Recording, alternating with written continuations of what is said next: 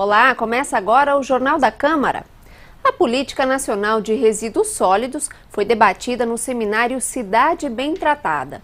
O evento sobre a gestão sustentável de resíduos foi uma iniciativa da Comissão de Saúde e Meio Ambiente do Legislativo Municipal. Em parceria com o Instituto Cidade Sustentável, o seminário reuniu autoridades da capital e do estado, além de defensores do meio ambiente. Na abertura do evento, o presidente da Cosman lembrou que a gestão de resíduos é um dos principais desafios para o futuro. A Política Nacional de Resíduos Sólidos foi sancionada em 2010, depois de 20 anos de tramitação. Entre outras questões, a lei prevê o fechamento dos lixões até 2014 e o aproveitamento energético dos resíduos. Mas a mudança de maior impacto é a determinação de que os estados e os municípios criem planos próprios de gestão dos resíduos. Representante do Ministério do Meio Ambiente e da Frente Parlamentar Ambientalista, Rejane Pierati apresentou um manual para a criação dos planos. A divulgação do material para os municípios é feita pela Frente Parlamentar Ambientalista. Considerada a maior frente do Congresso, o projeto tem sido adotado pelas Assembleias Legislativas. Até o final do ano, 17 estados devem formar os grupos. Essas frentes têm vários grupos temáticos. Primeiro, é uma frente que é atípica. Então, é uma frente que ela recebe a adesão de empresas e de sociedade civil, não só do parlamento. Existem grupos temáticos dentro dessas frentes e um dos grupos temáticos, o primeiro que é formado, é o grupo temático de resíduos sólidos. Então, acaba virando um fórum de debate para a implementação da política no Estado. Na abertura do seminário, o deputado estadual Jurandir Maciel anunciou a Frente Parlamentar Ambientalista do Rio Grande do Sul. A solicitação para a abertura da frente já foi encaminhada à Assembleia Legislativa. Maciel coordena a subcomissão para a implantação do Plano Nacional de Resíduos Sólidos. Segundo ele, os municípios não estão preparados para elaborar os planos. Para agregar conhecimento técnico ao processo, a Assembleia busca parceria com as universidades comunitárias do Estado. Nós vamos ter uma audiência agora, dia 31 de maio, lá no La Salle, em Canoas, com todas as universidades comunitárias do Rio Grande do Sul. E também estamos construindo com estas universidades e vamos tentar, ou vamos tirar, sem sombra de dúvida, nesta audiência, a proposta de que as universidades comunitárias do Rio Grande do Sul sejam as capacitadoras dos vereadores, dos técnicos das câmaras de vereadores, dos prefeitos, dos secretários, para que a gente possa efetivamente fazer um bom plano ou bons planos municipais. Os estados e os municípios têm até o mês de agosto para apresentar os planos. O descumprimento do prazo implica na perda de verbas federais para a implantação da nova gestão de resíduos. Para o secretário estadual do Meio Ambiente, Hélio Corbellini, não há como cumprir o prazo. Internamente, o Ministério já estaria estudando a prorrogação do período. Para o vereador Beto Meche, os municípios deveriam trabalhar na gestão de resíduos, mesmo sem a determinação do Ministério. Porto Alegre, por exemplo, tem uma série de leis ambientais independentes e anteriores à nova Política Nacional de Resíduos Sólidos. Por exemplo, em Porto Alegre, somente o DMLU pode retirar os resíduos que estão colocados na calçada. Isso está expresso na lei. E por que outros retiram que não o DMLU e ninguém é multado? A responsabilidade não é só do município. É do município, sim. Ele tem que planejar, tem que liderar, tem que propor as leis, ele tem que fiscalizar, tem que fazer educação ambiental, sim, nós temos que cobrar isso no município, mas nós temos que separar o lixo. Nós não podemos botar o lixo no chão, né, e achar que isso é com o município. Não, isso é a nossa responsabilidade. A Política Nacional de Resíduos Sólidos estabelece conceitos importantes para a classificação do lixo. A lei diferencia resíduos, aquilo que é reciclável, de rejeitos, o que não pode ser aproveitado.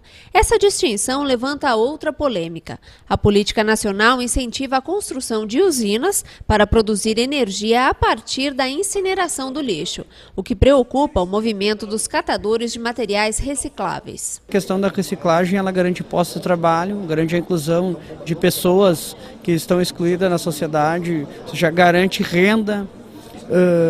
E além do mais, garante uma economia de matérias-primas, ou seja, faz a defesa direta da natureza. Em compensação, a incineração é o fim da matéria. E além do fim da matéria, como nada se acaba, tudo se transforma, ela acaba gerando cinzas e fumaça no seu processo de queima, de combustão. A Europa como um todo utiliza esse tipo de tecnologia de uma maneira bastante confortável. Os países que têm os maiores índices de reciclagem na Europa são os que têm os maiores índices de incineração. Porto Alegre já lançou o edital para a construção de uma central de tratamento de resíduos sólidos. Segundo o prefeito José Fortunati, houve o interesse de 10 consórcios. A prefeitura estuda agora a tecnologia adequada para a estrutura. O seminário Cidade Bem Tratada ainda apresentou outros exemplos que começam a ser implantados no Brasil. Esse é um programa que já tem quase 10 anos em São Paulo, para verificar quais são as alternativas para grandes centros urbanos. O processo tem quatro unidades em processo de licenciamento. É um processo bastante novo, por isso tem uma série de pontos a serem discutidos. E é bom, o que é ótimo, e tem que haver uma garantia bem confortável para a população em termos de proteção à saúde e tudo mais. Nessa quinta-feira foi instalada a Comissão Parlamentar de Inquérito do Instituto Ronaldinho Gaúcho. O objetivo é apurar as suspeitas de irregularidades na parceria entre a Prefeitura de Porto Alegre e a entidade. Na ocasião, foi escolhido como vice-presidente da comissão o vereador Professor Garcia. E o vereador Valdir Canal vai ser responsável pela relatoria da CPI. Para decidir os nomes, foi feita uma votação entre os integrantes. O resultado foi o empate entre Canal e Garcia para a função de relator. Segundo a diretoria da Casa Legislativa, no caso de empate, o presidente da comissão deveria definir a decisão. O líder do governo, o vereador João Antônio Dibe, não concordou com a forma de desempate. O parlamentar vai analisar o regimento e recorrer da decisão na Procuradoria da Casa. Vou examinar artigo por artigo. Eu tenho a impressão que se algumas coisas que se aplicam nas comissões temporárias, o mesmo que nas comissões permanentes. Nas comissões permanentes, quando há empate, há empate. E eu já vi, mandei pesquisar agora, casos em que o mais idoso, no caso de empate, vence. Então, eu vou analisar. O presidente da CPI, vereador Mauro Pinheiro, afirmou que o regimento da Câmara Municipal foi cumprido. Apesar de toda a briga da base do governo para ter relatoria, o vereador Valdir Canal é um vereador que o seu partido é independente, então ele não é nem da base do governo, nem da oposição. Eu acho que ficou bom para a cidade, ficou bom para a comissão. Na primeira reunião foi decidida a convocação do representante do Instituto Ronaldinho Gaúcho, Assis Moreira, para depor na comissão. Também vai ser feito um pedido judicial para que ele não saia do país até o final da CPI. Antes do início da reunião, a secretária municipal da Educação, Cleci Jurac, apresentou os documentos solicitados pelo vereador Mauro Pinheiro. Ela entregou as cópias dos processos que envolvem os projetos Jogos de Verão e Letras e Gols do Instituto Ronaldinho Gaúcho. Nós viemos trazer toda essa documentação como atendendo uma determinação do nosso prefeito José Fortunati, como uma forma de respeito ao trabalho dos vereadores e fazermos a nossa colocação de estarmos à disposição para qualquer esclarecimento que os vereadores necessitem. Os documentos ficarão disponíveis para análise dos vereadores. Os encontros da comissão vão ser realizados nas quintas-feiras. Na próxima reunião vai ser definido o cronograma das pessoas que vão prestar depoimentos. A Comissão de Educação e Cultura discutiu a adesão de Porto Alegre ao Sistema Nacional de Cultura. A política do Ministério da Cultura estabelece relações com estados e municípios por meio de convênios. Segundo a representante regional do Ministério, Margarete Moraes, o objetivo do Sistema Nacional de Cultura é facilitar o acesso de artistas e projetos locais aos editais do MINC. O Ministério incentiva nas atividades a abrangência da diversidade cultural do país. Mas dados mostram que o Rio Grande do Sul tem acesso a apenas 4% das verbas disponíveis, enquanto o Rio de Janeiro e São Paulo conseguem 79% dos incentivos. Acredito muito na cultura e no trabalho do Ministério da Cultura, que pretende, com o Sistema Nacional de Cultura, organizar a cultura institucionalmente em todos os recantos do Brasil. E assim, Porto Alegre terá, ao fim e ao cabo, condições de acessar os recursos do Fundo Nacional de Cultura. Para aderir ao Sistema Nacional de Cultura, os municípios precisam atender a 3 critérios: instituir um conselho, um fundo e um plano municipais de cultura. Porto Alegre já conta com 2 das exigências. Falta apenas o plano municipal, cujo projeto deve ser enviado à Câmara ainda neste ano. O Conselho Municipal de Cultura, composto em grande parte por voluntários, tem auxiliado a Prefeitura na construção da proposta. Nós, conselheiros, nós, conselhos de cultura, nós não estamos contra nenhum governo, nenhum partido. Estamos a favor da cultura, do aumento das verbas e, consequentemente, que a cultura tenha a sua importância reconhecida como o melhor caminho para desenvolver todos os segmentos dentro da transversalidade. Os vereadores da comissão vão apoiar o projeto para que a cidade finalize o convênio com o Sistema Nacional de Cultura. Nós vamos esperar, então, que agora esse plano venha aqui para a Câmara como projeto de lei do Executivo. Então nós vamos debruçar em cima disso. Então logo chega, nós vamos começar as discussões e vamos convidar novamente o Conselho Municipal de Cultura para participar, atuar, sugerir e influenciar em cima disso. A comissão também recebeu a Associação dos Orientadores Educacionais. A área enfrenta dificuldades para legitimar a formação e a atuação dos profissionais. A Associação dos Orientadores Educacionais foi fundada em 1966. Desde então, a profissão foi regulamentada ainda na década de 60. Mas hoje os cargos de orientação educacional diminuem, tanto em escolas da rede pública quanto em colégios privados. Além disso, não há mais cursos de graduação na área. A profissão é considerada uma especialização e a formação está disponível como pós-graduação.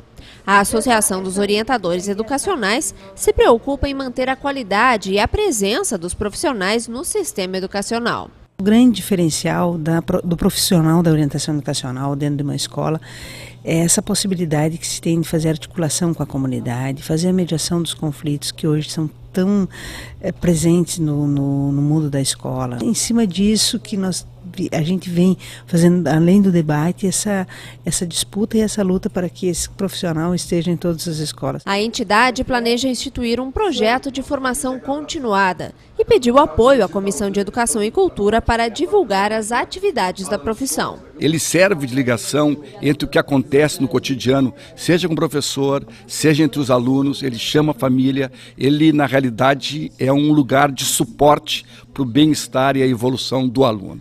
Então nós entendemos que é super importante essa profissão para a qualificação docente e futura preparação educacional e formação de cada jovem do nosso país. A Comissão Especial de Revisão do Código de Posturas promove na próxima semana a Conferência Convivência Democrática, o desafio da vida cotidiana nos municípios. O evento abre as ações da comissão instaurada recentemente na Câmara Municipal. O Código de Posturas busca elaborar normas de convivência na cidade em diversos segmentos. O objetivo da conferência é discutir aspectos para a revisão do Código de Posturas da cidade, uma das prioridades da atual mesa diretora da casa. O palestrante convidado é o antropólogo Roberto Augusto da Mata. Vai ser realmente uma palestra muito interessante, porque ele vai trazer para essa discussão pesquisas, ele é um pesquisador, ele já pesquisou várias áreas do comportamento urbano, especialmente nos grandes centros urbanos. A conferência Convivência Democrática, o desafio da vida cotidiana nos municípios, será realizada no dia 24 de abril, às 19 horas, no plenário Otávio Rocha da Câmara Municipal. A entrada é franca. Nós queremos convidar a população, vamos fazer uma grande divulgação, para que a população possa não só estar aqui, mas a partir desse lançamento, como se inserir e as contribuições que poderão vir dela para aperfeiçoar o Código de Convivência Municipal. O evento vai ser transmitido ao vivo aqui pela TV Câmara. E no dia 19 de abril se comemora os 130 anos do nascimento de Getúlio Vargas. Para marcar o aniversário desse grande personagem da política brasileira, a Câmara Municipal organizou um calendário de atividades. A abertura das comemorações aconteceu durante sessão plenária no período de comparecimento temático. O O espaço recebeu o professor e pesquisador Pedro César Dutra Fonseca. O tema da palestra foi a trajetória de um estadista, com foco na questão econômica. Fonseca resgatou a história de Getúlio Vargas desde o início da carreira política e suas bases ideológicas. De acordo com o palestrante, Vargas foi coerente durante os mandatos. Seus ideais se fundamentavam no positivismo. Vargas também era contrário às ideias liberais. Para ele, o Estado tinha o papel de regular a economia. Já na época em que Vargas era estudante, ele associava a pobreza e a condição periférica do Brasil com a economia agrária do país. Segundo o pesquisador, o projeto de nação de Vargas tinha como base a industrialização. Fonseca também considera esse um dos maiores legados do estadista. O projeto implementado por Vargas ao longo dos seus governos sempre foi um projeto de industrialização acelerada para o país.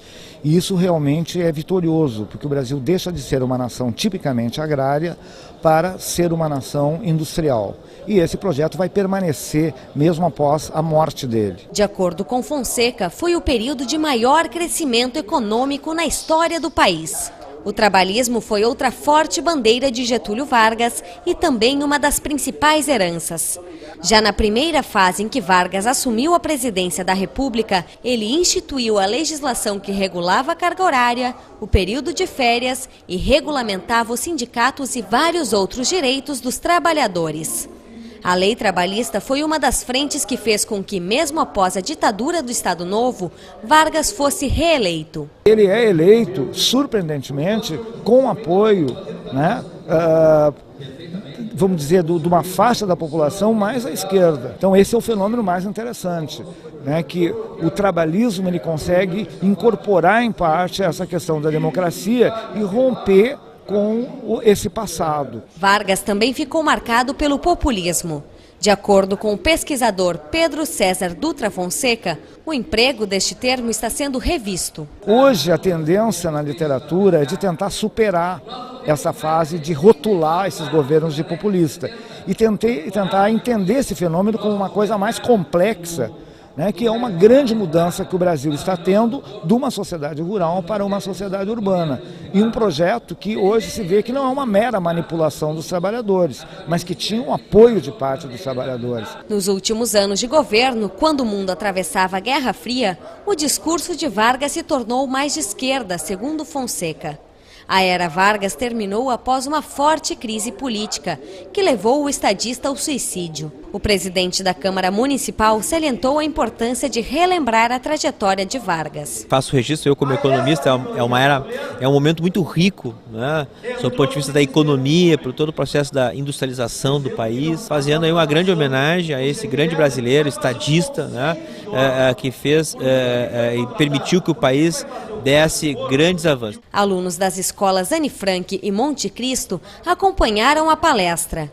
O evento contou também com a participação do neto de Getúlio Vargas, Manuel Antônio Vargas Filho. Após a palestra, foi inaugurada a exposição fotográfica Getúlio Vargas 130 anos.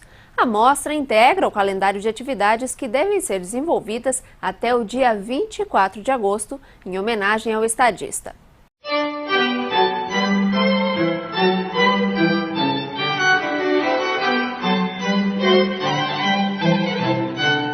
As fotografias registram momentos da vida política de Getúlio Vargas, mas algumas imagens também revelam o cotidiano, humanizando o estadista em retratos em que Vargas aparece tomando café ou cuidando de cavalos.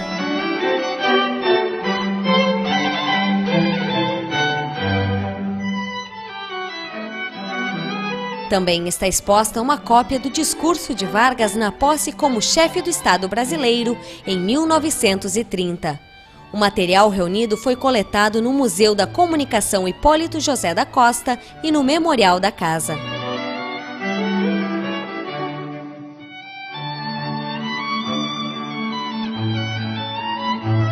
A mostra fotográfica Getúlio Vargas 130 anos está exposta na Avenida Cultural Clébio Soria, na sede do Legislativo Municipal. A exposição pode ser visitada de segundas a quintas-feiras, das 9 às 18 horas e nas sextas, das 9 às 16 horas. Mais informações pelo telefone 3220 4187 ou pelo e-mail do Memorial da Câmara.